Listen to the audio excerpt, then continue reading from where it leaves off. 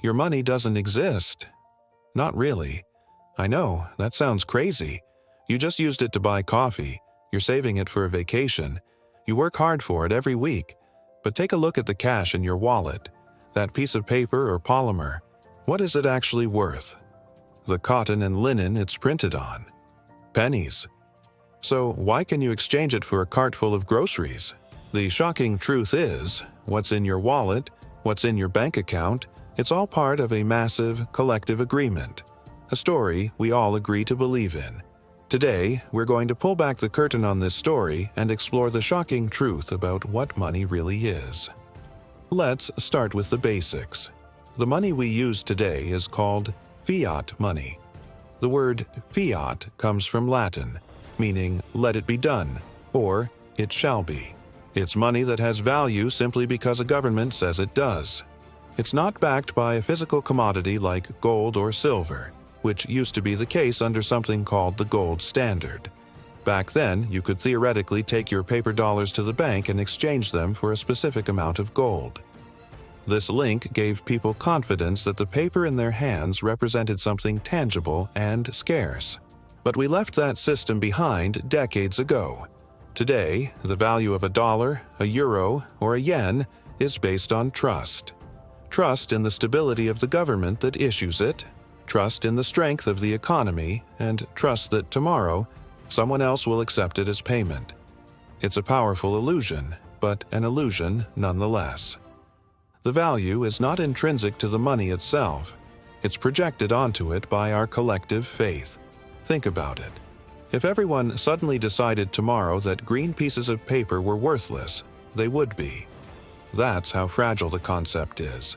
It's a shared belief system, much like language or laws.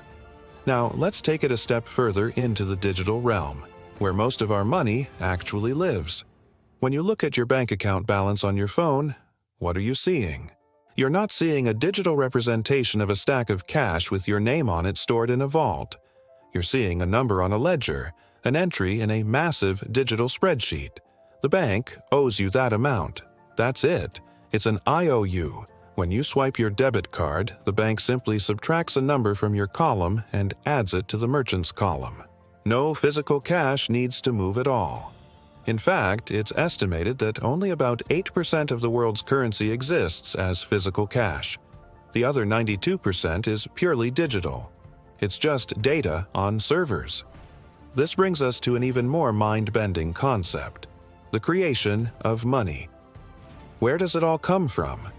You might think it's printed by the government, and you're partly right. Central banks, like the Federal Reserve in the US, do manage the physical printing of cash. But the vast majority of new money is actually created out of thin air by commercial banks every single time they issue a loan. This is through a process called fractional reserve banking. Here's how it works in a very simplified way. Let's say you deposit $1,000 into your bank. The bank is required to keep a fraction of that, say 10%, which is $100, in reserve. It can then lend out the remaining $900. Now, let's say someone borrows that $900 to buy a new bike. The bike seller then deposits that $900 into their own bank account. Now, guess what? Their bank keeps 10%, $90, and can lend out the other $810s. This process continues, with each loan creating a new deposit and each new deposit allowing for another loan. Did you catch what just happened? Your initial $1,000 deposit allowed the banking system to create an additional $900, then $810, and so on. The money was created through debt.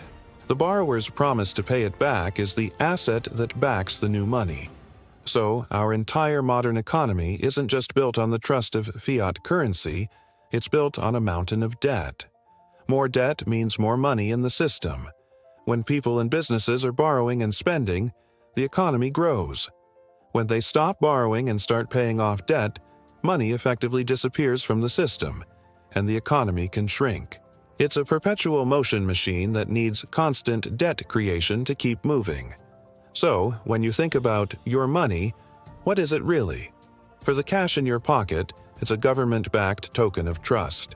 For the numbers in your bank account, it's an IOU from a bank, a digital entry representing a claim on that trust. And a huge portion of the money in the entire system is simply the other side of someone else's debt. It's not a thing, it's a relationship. It's a system of credits and debits, of promises and obligations, all flowing through a network built on collective belief. Why does any of this matter to you? Because understanding this changes your relationship with money. It's not a finite resource you have to hoard like a dragon. It's a tool. It's a current of energy that flows through the economy. When you see it this way, you can stop being a passive victim of your finances and start becoming an active participant in how this energy flows. You can focus less on the reality of the dollars and more on what they represent: access, opportunity, and the ability to exchange your value for the value others create.